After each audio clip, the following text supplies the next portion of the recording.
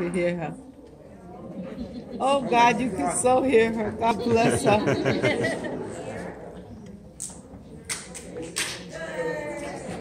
No, not yet, not yet. That's her family.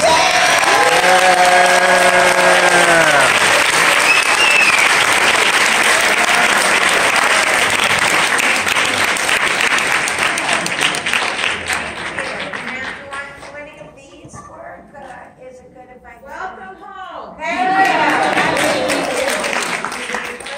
Can you hear me? Yes.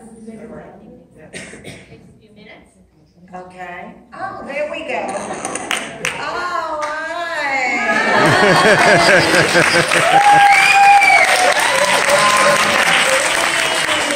How many people here are survivors?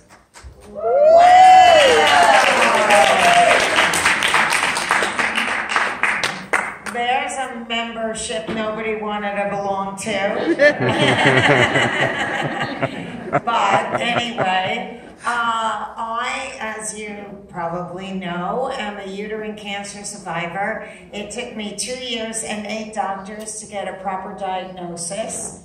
I got in the stirrups more times than Roy Rogers. Or Django if you're younger. And, you know, every place I went, I expressed what my symptoms were. And nobody seemed to think that I had uterine cancer. They all thought that I was perimenopausal. Yeah. And, you know, my stool had changed and they said that I was eating too much spinach, so stop eating so much roughage.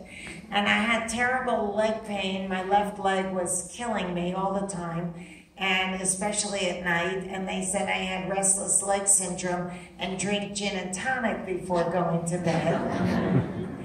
And my breasts were very hard, and the doctor said I had the tits of an 18-year-old, which I do, but meanwhile, there I was, you know, in need of roughage, going to bed sloshed with perky breasts, in some vain attempt to cure myself, when all the while I had uterine cancer. So doctor number 8 had put me on yet another HRT, hormone replacement therapy. And this was the 4th one I had been on. And this one has exacerbated my symptoms. And from mid-month staining, I was staining 24/7. So I called her up. She was doing a talk show in Chicago. The woman has a better career than I do. And I said, you know, this can't be right. And she said, okay, we'll get off, you know, the HRT and come into my office and we'll do an endometrial biopsy, but it's probably just the wrong combination of hormones for your needs. Now, the endometrial biopsy that she said she was going to do, doctor number 1 thought I was too young for. Wow. And instead of saying, well, what would that prove or disprove, I was just so glad to be too young for anything. I didn't question her. But I did keep going to other doctors because most people, when they're being told essentially nothing's wrong with them, they'll leave it at that. But I knew there was something wrong with me. And nothing that they were doing to help me was helping me. My face also started breaking out. And in women, when you have breakout around the mouth, it's an indication that maybe you have a hormone imbalance. So when doctor number 8 finally did this in-office endometrial biopsy, she was still talking to me as if I only had 5 minutes of fertility left and should freeze an embryo with my boyfriend at the time. But 3 days later, she called me to say, you have adenocarcinoma. Wow. I'm very surprised. And I said, what's that? And she said, uterine cancer. And I dropped to my knees and wept. And that was the dividing line, BC, before cancer, and AC after cancer. And life, has, changed completely as a result of that one defining moment. So, there I was in the hospital, and I hadn't even fully wrapped my mind around the fact that this had happened to me. It was a radical hysterectomy that saved my life on June 21st, which is the longest day of sunlight, poetically. Bless you. And it came out in the tabloids. And so there was really no sweeping it under the rug. There was no being in denial that this happened to me. There was no making believe that I'm still the superwoman that I had likened myself to being. And, 10 years earlier, I had been a victim of a violent crime. I was raped at gunpoint in my own home by a man that was on parole. And my MO at the time was, I can deal, I can do, and I honestly think that contributed to the dis-ease in my body because I didn't allow myself to feel the pain. My mind kept telling me, you're a superwoman, you can handle anything, march on, keep on going. But somewhere that pain goes. And it makes sense that it went into a gynecologic part of my body. That coupled with the fact that I was under a lot of stress because I was finishing the television series The Nanny. It's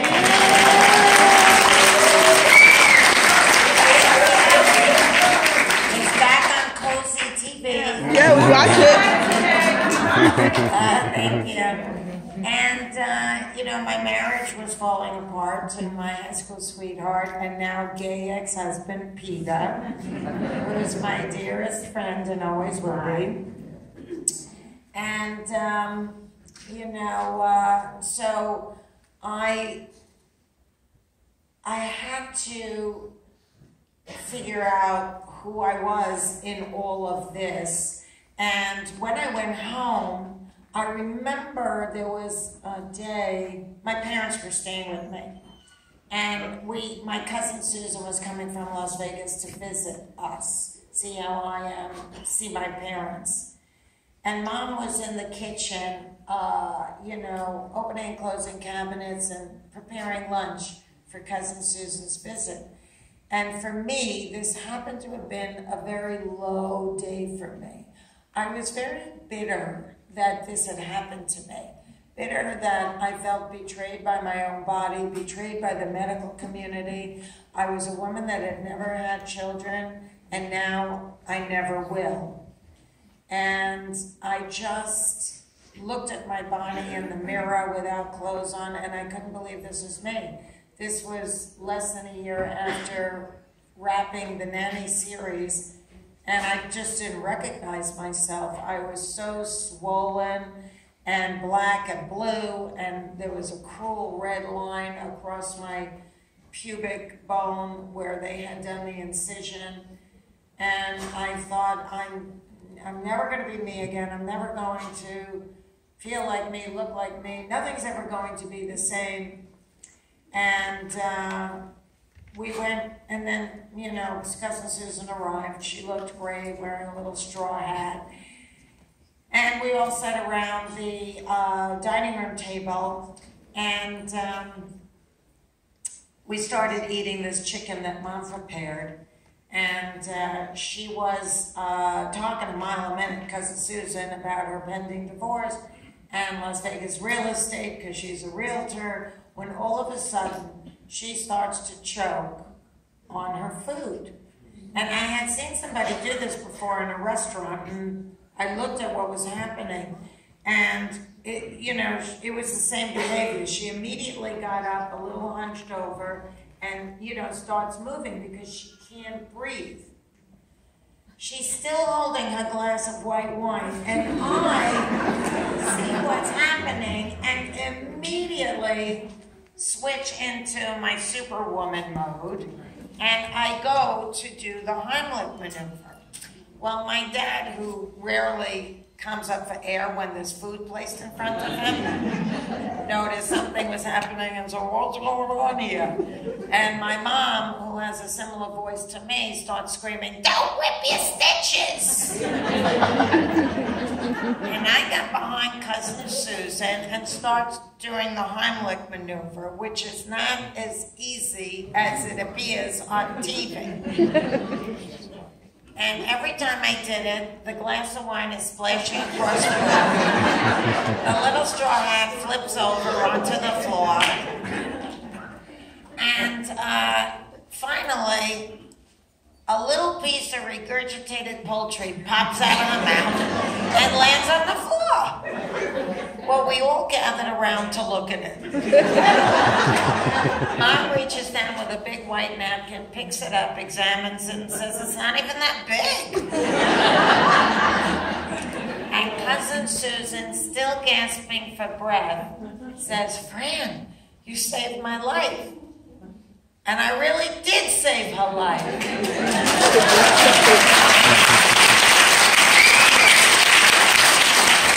in a funny way, on that day, Cousin Susan saved mine. Because for the first time, I began to feel like my old self again.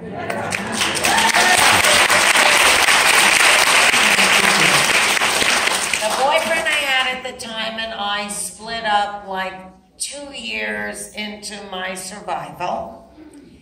And though I can't say a bad word about him, if you haven't read the book Cancer Schmancer, he's a key character in it because he was such a giving caregiver to me.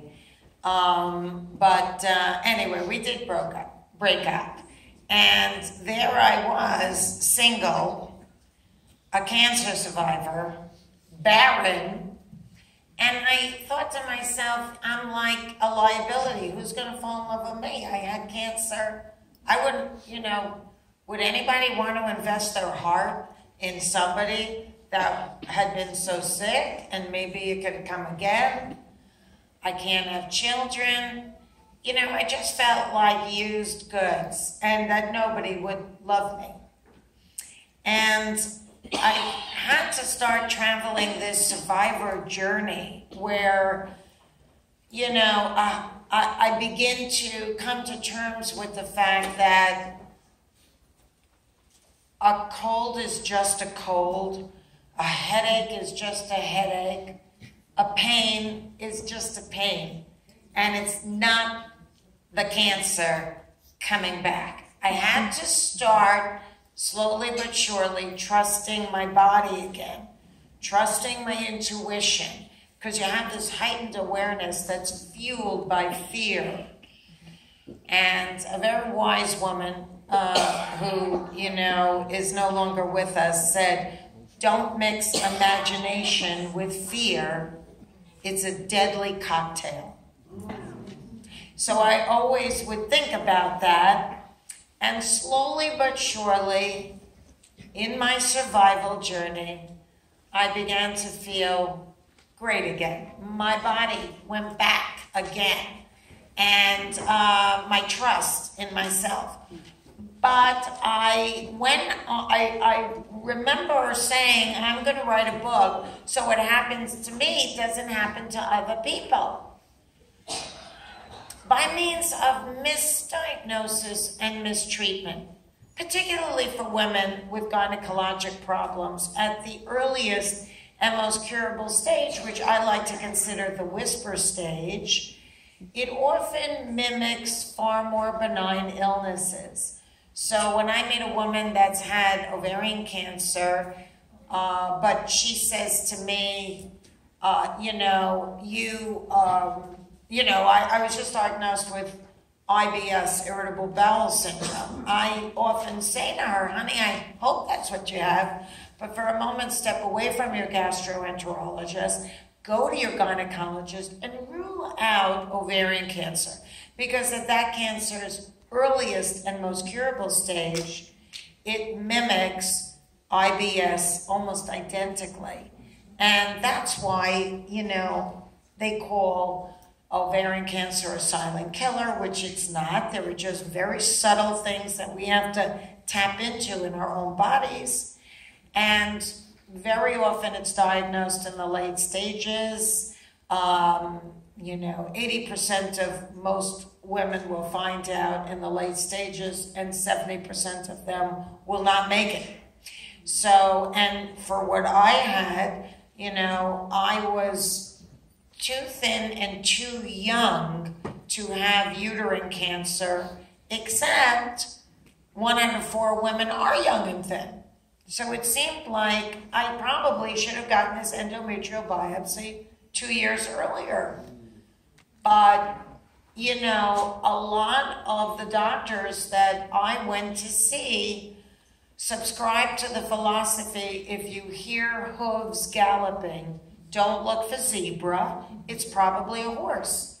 And because I was young and thin, they immediately discounted that it would be uterine cancer, even though 25% of the women are young and thin. So I say this to you because, we really have to be more mindful, more tuned in to what we're feeling. And we have to condition ourselves to saying, well, something feels strange. It's probably nothing, but God forbid it's something. I want to catch it at the whisper stage when it's most curable so I can stay alive and well for my family. All too often, women in particular tend to put the needs of their loved ones over and above themselves.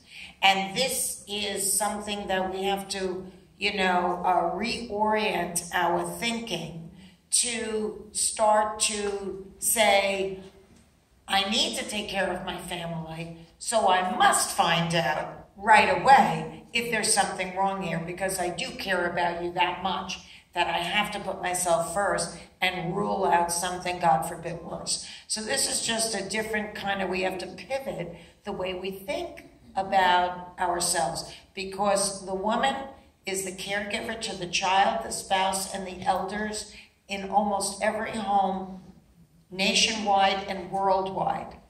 It is imperative that we keep ourselves well.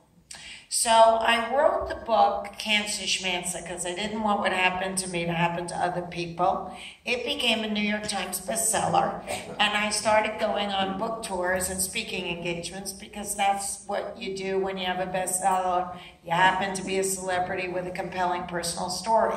What I discovered was that what happened to me has happened to many people, millions of people all over America. Misdiagnosis and mistreatment.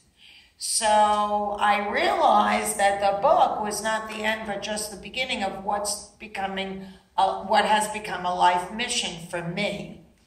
And out of the book came the Cancer Schmancer movement, which is what I founded to galvanize families into taking control of their body, transforming from being a patient into a medical consumer, understanding what the early warning whispers of the cancers you or your family may be vulnerable to, knowing the tests that are available, because all too often they're not even on the menu at the doctor's office, because many tests are not covered by insurance.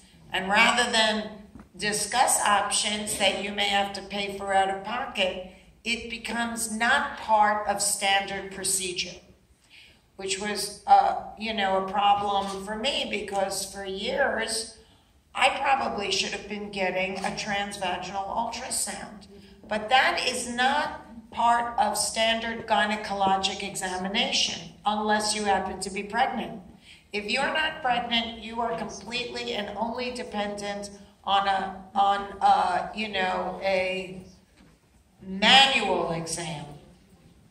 And I don't believe that pressing on an abdomen and, sticking 2 fingers up you is going to be able to really tell if your, endometrium lining is off a few centimeters, which is always a precursor. So, I started the Cancer Schmancer movement to empower, everybody, because knowledge is power.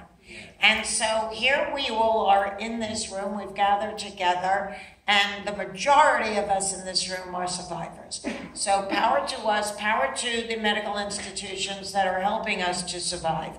But what can we do to help ourselves to survive and not get sick again and protect our families from getting sick?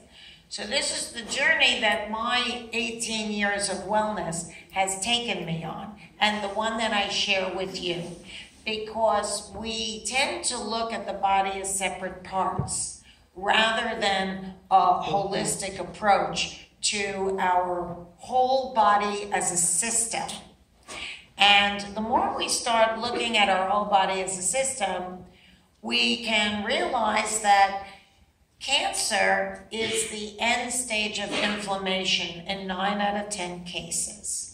So if you're experiencing constant inflammation because of exposure to your environment, to what you're eating, to your personal care items, you are setting yourself up for failure because you're not really paying attention to what you are doing that's creating dis-ease in your body. As a survivor, you have to double down on that. You can't go back to your normal life. You have to take a new path. It's a new chapter for us all. And we have to write it differently with more understanding of how to live more healthfully. Because a big program with Cancer Schmancer is called Detox Your Home. And I hope that you go to cancerschmancer.org at some point today and you sign on. It's free membership. Or you figure out if you want to become more involved, more supportive of what we're doing, because we are really making a difference in the way people are thinking about their bodies. How you live is directly connected with how you feel. If you don't feel well, you have to ask yourself, how am I not living well? The home is more toxic than living across the street from an oil refinery. The cacophony of carcinogens that we expose ourselves to each and every day without even thinking about it is not serving us well. Not you, not your family, not your children, not your pets. And we have to start thinking about that and using our purchasing power to cast our vote and our protest to what we want available to us in the marketplace that's not going to be harmful to us.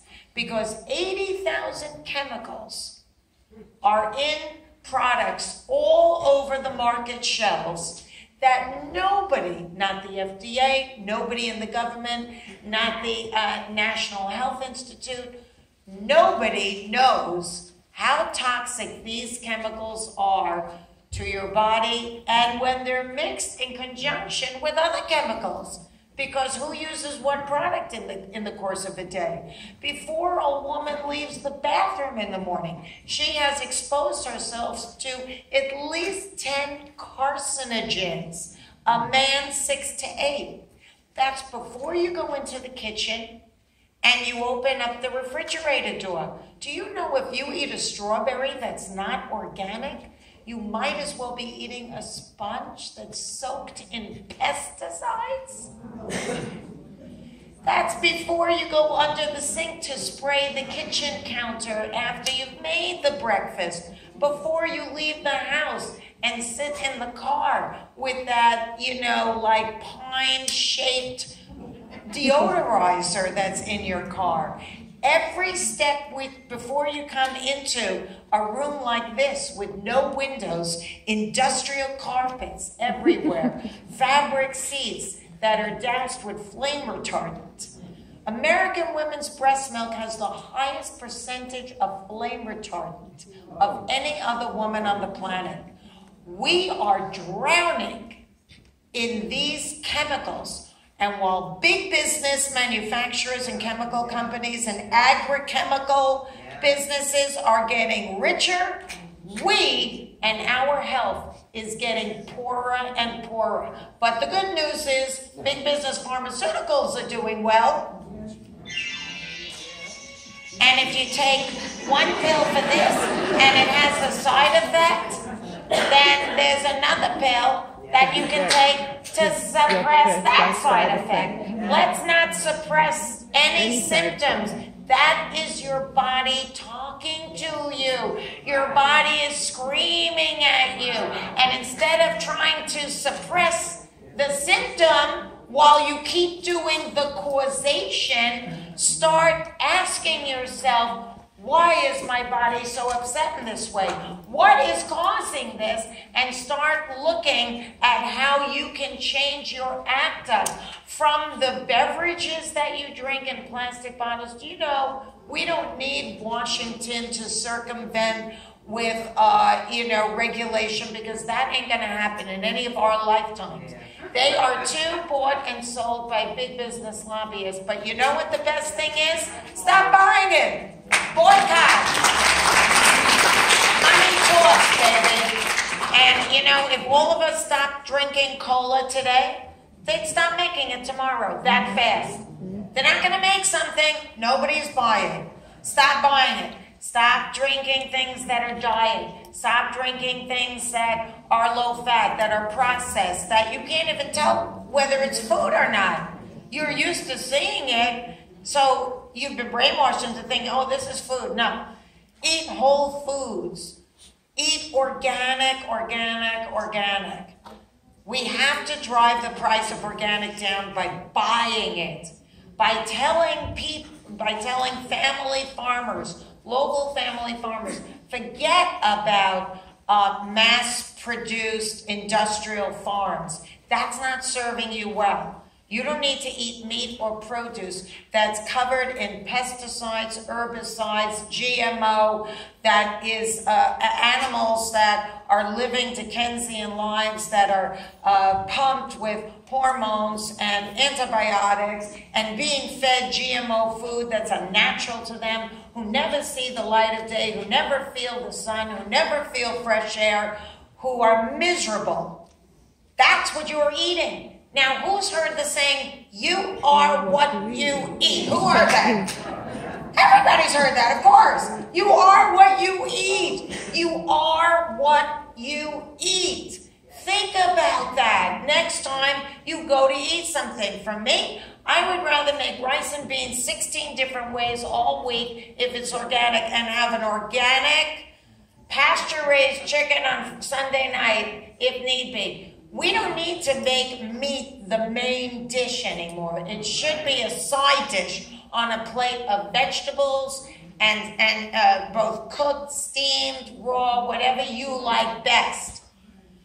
Start pivoting your diet so that it's whole, good fats. What's good fats?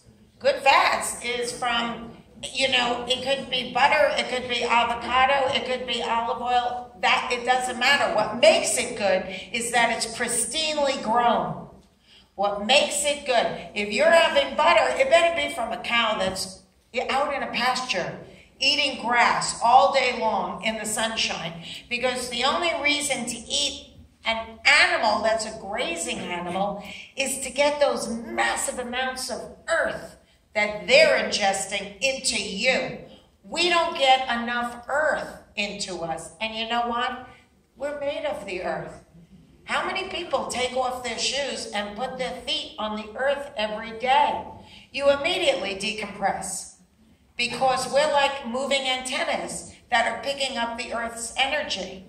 How many people are aware of the fact that, first of all, how many people know what EMF is? A very small amount of people raise their hand. EMF is electromagnetic fields. How many people have microwaves in their house? I didn't raise my hand. And when I did my kitchen over, after we had like a whole thing, and I had to do it over, the architect said to me, this is where we're going to put the microwave. I said, I don't want a microwave. He said, oh, it's good for resale. People that are looking at a house like this and a kitchen like this will expect, a beautiful microwave. I said, not my house, honey. And I don't have a microwave. Now, what is the problem with EMFs? This comes from your cell phones. Cordless phones give off more radiation than your cell phones do. Cordless phone. I got rid of all my cordless phones. So you know what I'm doing? I'm schlepping these long cords around from room to room. It's old school, but you know what? It's not going to hurt me. So everything old is new again. What has happened in the last decade or two is actually not serving us well. How many people have sleeping problems here? Okay, our bodies are energy fields. We are in complete harmony with the natural world. It's why you feel better when you're out in the country. It's why you feel better when you sit in the grass or take a walk on the beach. It's why you feel better when you're near the ocean. It's why you feel better when you're out on a glorious day and the breeze is blowing and the sun is shining. We are in complete harmony with the natural world and absolute disharmony with electromagnetic fields. So, if you have Wi-Fi in your house, and most people do, if you have, Wi-Fi, right away, let's get on the Wi-Fi. Wi-Fi is a very new invention. And our bodies discombobulate with its constant exposure. If you look at your phone's Wi-Fi, you'll probably see, if you live in an apartment building here in New York like I do, a half a dozen other people's Wi-Fis that your phone is picking up on. If you could see what Wi-Fi looked like, you are drowning in it. You are embedded in it. You have to be aware of this and try to control it, to stop it. Turn off your Wi-Fi in your home. Let your brain regenerate at night. Let your body regenerate at night, which is when it's supposed to. That's what sleep is for. But how can we sleep restfully? I mean, everybody's talking about sleep disorders, so there's more drugs coming down the pharmaceutical chain to help us with that. But the truth is, these electromagnetic fields is what's making us like this. How can you sleep peacefully and regenerate your body naturally when your natural energy field is doing this? It's complete disharmony. So we have to start thinking about how to harmonize mind, body, and spirit. Mind, body, and spirit. That has to be in harmony. We have to strike a balance. Who are we? We are the thermostat for mind, body, and spirit. That's the set point. That's your 72 degrees in your house. Now, we have to constantly, every day, think to ourselves, okay, well, my boss yelled at me. I didn't deserve it. I'm stressing over this. So